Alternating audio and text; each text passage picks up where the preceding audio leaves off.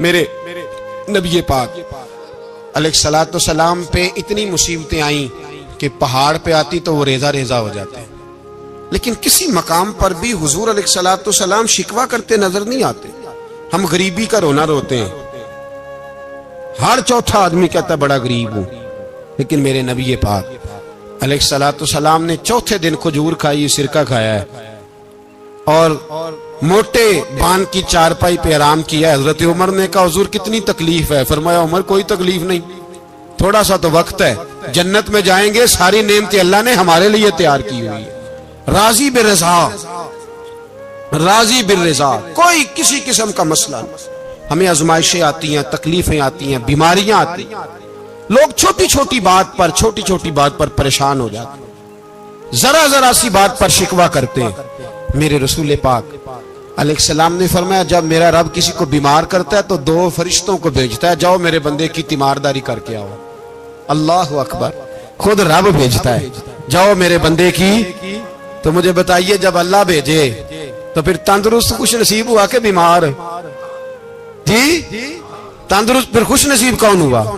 میرے نبی پاک صلی اللہ علیہ وسلم نے فرمایا رب 2 فرشتے بھیجتا ہے، فرماتا ہے پتہ کر کے آؤ میرے بندے کا اس کا کیا حال ہے، حالانکہ اللہ سارا ہی جانتا ہے۔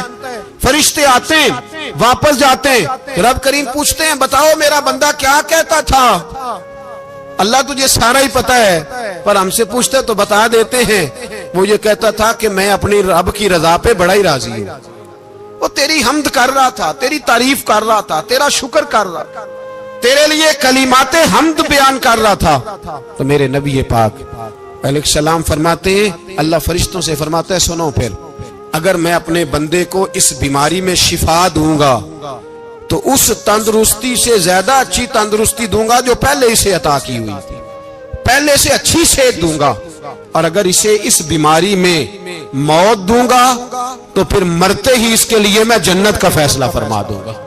بھائی جب تو راضی بالرضا رہتا ہے، راضی بالرضا، بڑی سادی سی بات ہے بھائی، آپ گھر گئے روٹی مانگی تو اگر کسی نے کہا نا کہ اتنی تھکاوٹ ہے ٹائم پہ آیا کرے اس وقت، تو روٹی تو وہ بھی مل گئی پر اس میں لذت، وہ سکون نہیں، وہ سکون نہیں۔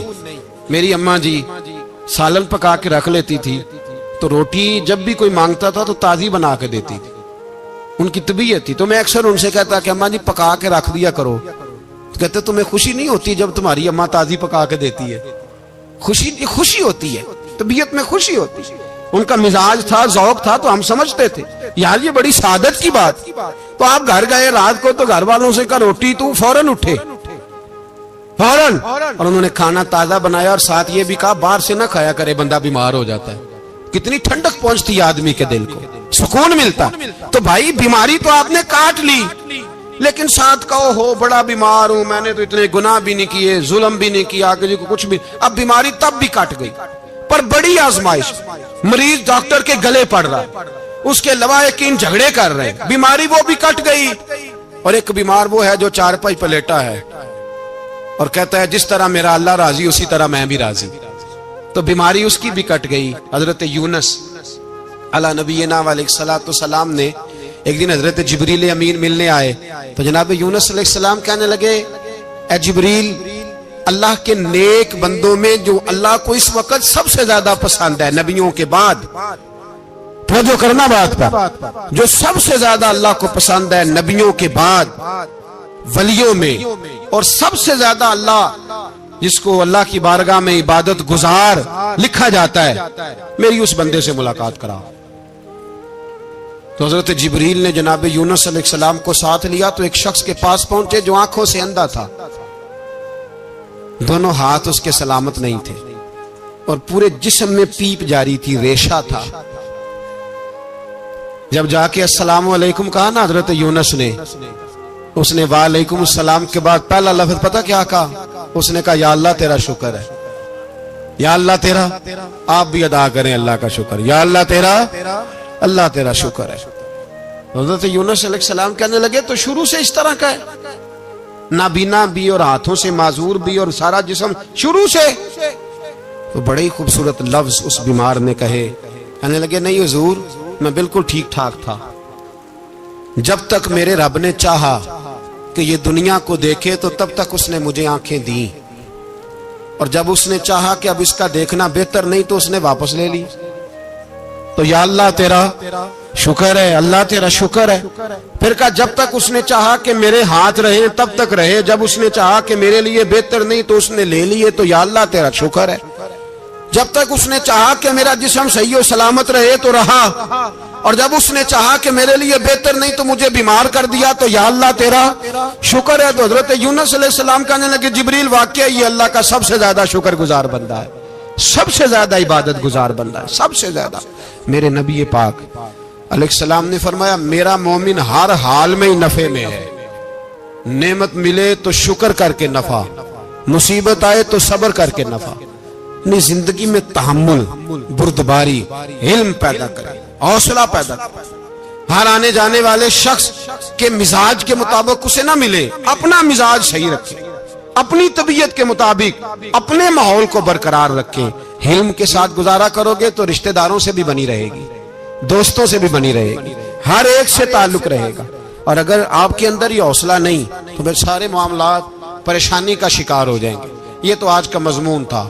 ہمیں نا لوگ مشورہ دیتے ہیں، کہتے ہیں پیر صاحب درویشوں کو سیاست کی بات نہیں کرنی چاہیے، دیتے ہیں نا مشورہ لوگ؟ جی تھوڑا تھوڑا بول دیں، تھوڑا تھوڑا دیتے ہیں نا۔ اگرچہ ہم ان کی بات نہیں مانتے، اس لیے کہ اقبال نے کہا تھا جدا ہو دین سیاست سے تو رہ جاتی ہے چنگیزی، جدا ہو دین سیاست سے تو۔ اور پہلا فکرہ یہ ہے کہ جلال بادشاہی ہو یا جمہوری تماشا ہو، جدا ہو دین سیاست سے تو رہ جاتی ہے۔ اس نے کہا جب سیاست اور دین علیحدہ علیحدہ ہوتے ہیں تو چنگیز خان اور ہلاکو خان پیدا ہوتے ہیں۔ سیاست جب تک مسجد کے اندر رہتی ہے تب تک پاک صاف رہتی ہے، وہ گندی ہوتی تب ہے جب مسجد سے نکل جاتی ہے۔ حضرت علی کے زمانے تک مسجد میں رہی، پاک صاف رہی، یزید باہر لے گیا تو گندی ہو گئی، حضرت عمر بن عبدالعزیز دوبارہ مسجد میں لے آئے تو پھر پاک ہو گئی۔ لیکن پھر بھی ایک ساتھی نے مجھے کہا تو اس کی بات میں سب کی باتیں نہیں مانتا، اس کی بات میری سمجھ میں آئی۔ وہ کہنے لگا جی اصل بات یہ ہے کہ سیاسی تبصرے تجزیے ہم اخباروں میں ٹی وی پہ جا کے بیٹھے، جا کے بڑی مہربانی میری طرف دیکھیں، وہ ہم سنتے رہتے ہیں تو ہمارا دل کرتا ہے مسجد میں صرف ہم رسول اللہ کا پیار ہی سنیں۔ تو میں نے کہا یار تیری بات دل کو لگتی ہے، یہ بات صحیح ہے، چلو یہ نیت اچھی ہے، یہ تیرا نظریہ ٹھیک ہے، مان گئے ہم۔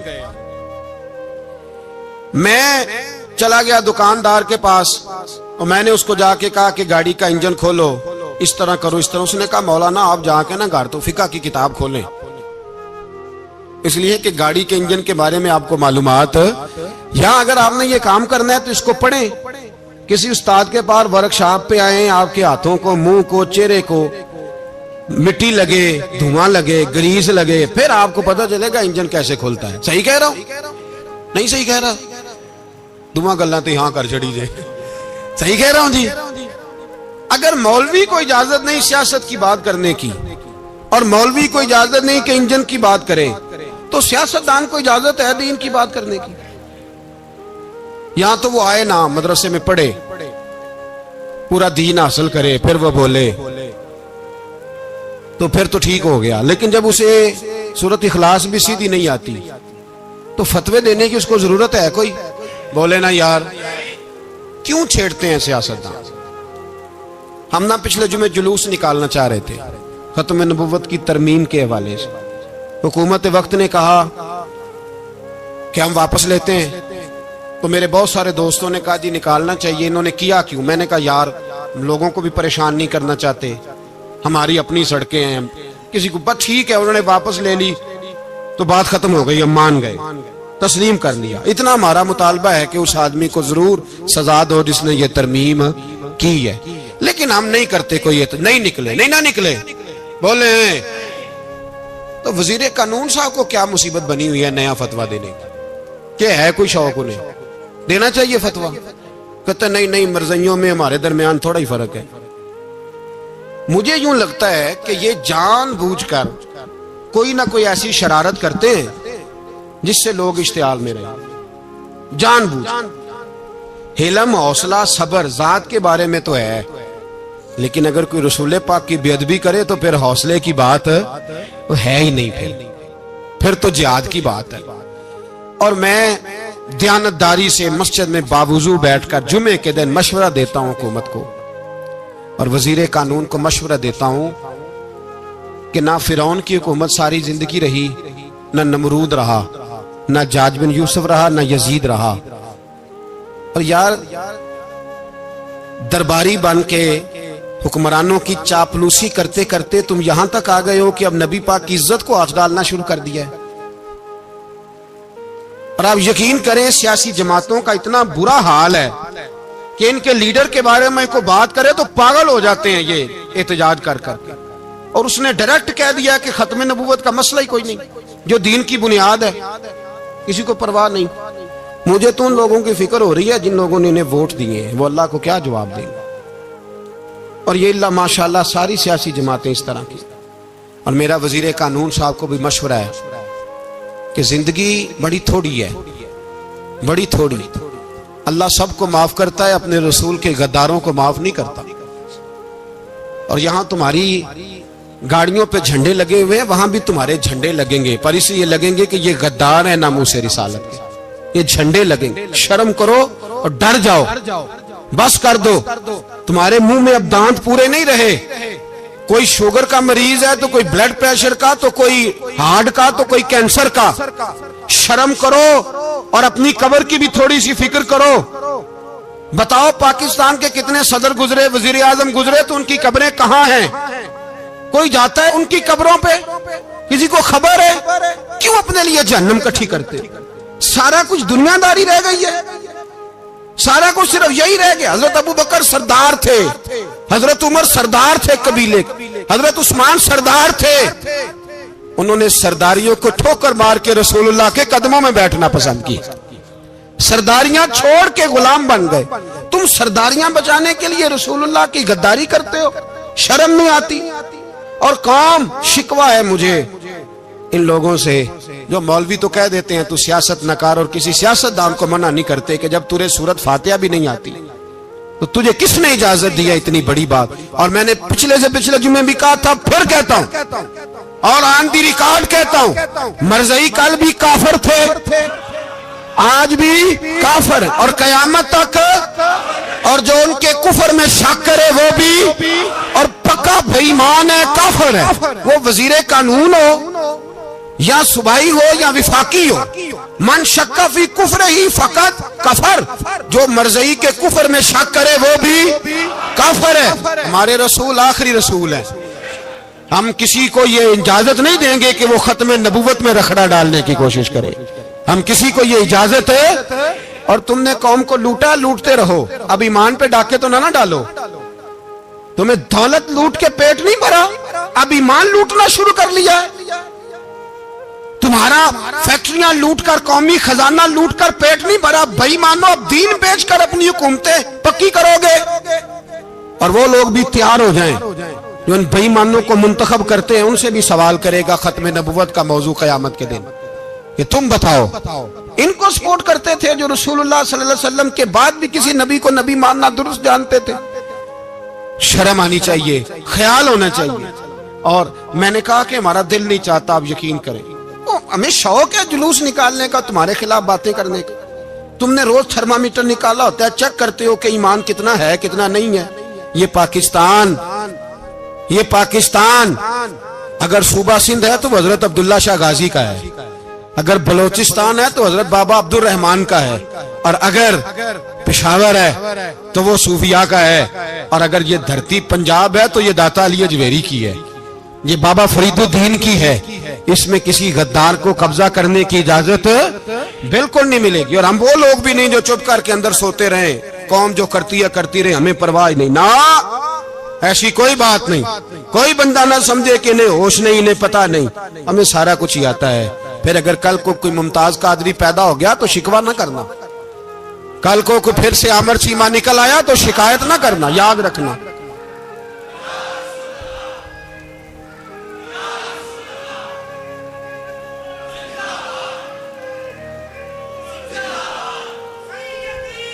تو میرے بھائی کھول کے بولو یا نبی رسول کے وہ सल्लल्लाहु। तो ये मशवरा,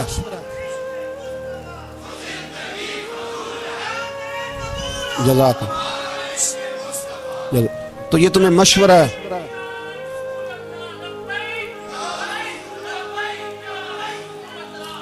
मेरी बात सुनिए, याद रखें, ये लोग बाद में पछताते हैं, फिर मुनाजरे कराते फिरते हैं, उसने सही किया कि गलत किया, फिर इन्हें होश आती है बाद में, फिर इनके हवारे निकल निकल के मैदानों में दलीलें देते हैं। इसलिए हमारा मशवरा है इन्हें कि ये अपनी हद में रहें, और जो काम तुम्हारे जिम्मे, मैंने कहा ना तुमने बड़ा लूटा, ये कौम रोज तुम्हें मौका देती है लूटने का, ये मौका देती है, तो तुमने दौलत लूट के पेट नहीं भरे, अब ईमान लूटने के चक्कर में आ गए हो।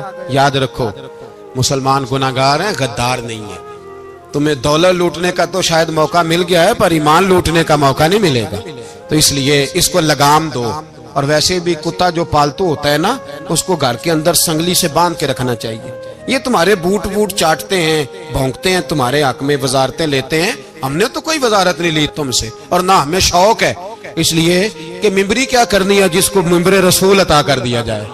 उसने क्या करनी है ये मिंबरियां, इसको पक्का पक्का मिंबरे रसूल दे दिया जाए। तो इसलिए इससे बाहर आओ। मैंने कहा बड़े बड़े नमरूद, फिरौन, कारून दफन है, तुम्हारा भी नाम तक नहीं होगा, बिल्कुल नाम नहीं होगा। इसलिए हमारा मशवरा, और आप लोग भी आए ना ये अगले साल, तो इनको खड़ा करके पूछ लेना, इस्लामी जमहूरिया पाकिस्तान का तुमने MPM में बनना है, पहला कलमा ही सही सुना दो। चलो खुदा का वास्ता यही बता दो कि तुम्हें नमाज भी ढब से आती है कि नहीं। और आपकी मौज है, आप बिठा लेते हैं सर पे, क्या करें, समझाने वाले मुफ्त गुनाहगार हो गए और बहकाने वाले सब तुम्हारे यार हो गए। इसलिए ये छेड़ते हैं जानबूझ के। और फिर जब कोई मुमताज कादरी अलैहि रहमा पैदा होते हैं, फिर इन्हें दुश्वारी होती है, फिर इनका जीना मुश्किल हो जाता है। ये मौका देते हैं, पता नहीं किसके एजेंडे पे अमल कर रहे हैं। मेरा सवाल ये है, मैंने पिछले जुमे, फिर मेरा सवाल है कि मैं पूछता हूँ, इस आदमी को जरूरत क्या है खत्म नबूवत पर बात करने की, जब उम्मत मुस्लिमा के मुतफिका फैसला है कि मरज़ई काफर, असेंबली ने बिल पास कर दिया कि मरज़ई उनको अक़लियत करार दे दिया, और जब से वो अक़लियत बने ना हमने उनकी इबादत गाह जलाई, ना हमने उनको कब्रों से निकाला, ना हमने, बस ठीक है जैसे ईसाई रहते हैं, यहूदी से किस मुल्क में रहते हैं वो भी रहे, अक़लियत बन के रहे, कोई पर तुम उन्हें खींच खूंच के क्यों करीब करते हो? तुम्हारा क्या जराना है उनके साथ, बताओ तो सही। इन लोगों से इनको चाहिए अपने मुंह में लगाम डालें, और अगर नहीं डालेंगे फिर इंशाल्लाह डाली जाएगी, और बड़ी तगड़ी डलेगी, और फिर ऐसी डलेगी, ऐसी डलेगी। सलमान तासीर जब मरा था ना, तो 5-5 लाख रुपया मौलवियों को ऑफर की जनाजा पढ़ाओ, 5-5 लाख रुपया छोटे छोटे मौलवियों को। और दाता साहब की मस्जिद के खतीब भी सुबाई जो थे, वो खतीब थे, मुलाजिम थे, उन्होंने कहा कि ईमान नहीं बेचना, निकालना नौकरी से तो निकाल दो। और बादशाही मस्जिद का मौलवी जिसका पता ही नहीं चलता, कभी किधर चला जाता है कभी किधर, यहां तो वो भी खड़ा हो गया, उसने कहा ना ईमान नहीं बेचना। गवर्नर हाउस की मस्जिद का इमाम कहने लगा कि बख्शा जाना ना जाना ये तो रहमत इलाही का मामला है, पर इतना गंदा जनाजा नहीं पढ़ना, इतना गंदा जनाजा नहीं हम पढ़ेंगे। मरने के बाद तुम्हारे जनाजे नहीं पढ़े जाते, तुम्हारी कब्रें खराब होती है, किधर है तुम्हारी दौलतें? और वो मौलवी आज तक पता ही नहीं किधर गया जिसने उस गलीज का गंदा जनाजा पढ़ाया। तो भाई अपनी कब्र अशर को, जब जहां तुम्हारे जनाजे नहीं पढ़े जा रहे तो वहां तुम्हारा क्या हाल होगा। इसलिए इन लोगों को चाहिए कि अपनी जिंदगी इस तरह गुजारें कि कुछ ना कुछ मुंह लेके सरवरे कायनात के पास चले जाएं, वरना ऐसा ना हो कि यहां भी फिटकार और वहां भी फिटकार। इसलिए हमारा मुतालबा है हुकूमत से कि शर्म करो, और ऐसे बेईमानों को, काले नाग जो तुमने भर्ती किए हुए, इनको निकालो, और अगर तारीफें करवानी हो, तलवे चटवाने हो, तो अंदर कमरों में इनसे चटवा लिया करो। इनसे कहो कि यहाँ हमारी नौकरी करो, बाहर निकल के रसूलुल्लाह सल्लल्लाहु अलैहि वसल्लम के दीन के बारे में गुफ्तगू ना करो, इसलिए कि अल्लाह तबारक व तआला ने इस दीन के अंदर बड़ा हुस्न और बड़ा जज्बा रखा हुआ है, बड़ा वकार है। हमारा मुतालबा है हुकूमत से कि खत्म नबूवत के मसले पर कोई सियासतदान गुफ्तगू ना करे। आप तायद करते हैं इस बात की? इस पर कोई सियासतदान, कोई गुफ्तगू? हमारे पास बड़े तमाशे हैं सियासत करने को, बाकी तमाशों पे सियासत करो। ये रसूलुल्लाह की नामूस का मामला है, ये छेड़ने की तुम्हें इजाजत? मुझे समझ नहीं आती यार, जब बात खत्म हो गई, असेंबली ने बिल वापस ले लिया, तो सूबाई वजीर कानून को आखिर तकलीफ क्या है? आपके पास जवाब है कोई इस बात का? बात खत्म हो गई, हमने जुलूस नहीं निकाला, छोड़ दिया, خاموش ہو گئے. علماء نے میٹنگیں بلائی تھی, کینسل کر دی. ٹھیک ہے جی بات, اب دوبارہ سے کیوں چھیڑتے ہو؟ پھر کہتے ہیں احتجاج ہوتا ہے, شور ہوتا ہے. تم خود ایسی حرکتیں کرتے ہو جس سے افراتفری پیدا ہوتی ہے. یہ ملک رسول اللہ کے نام پہ بنا ہے, اور قیامت تک یہاں وہی ہوگا جو میرے رسول پاک صلی اللہ علیہ وسلم کی رضا ہوگی, اور نبی پاک کے قانون کے خلاف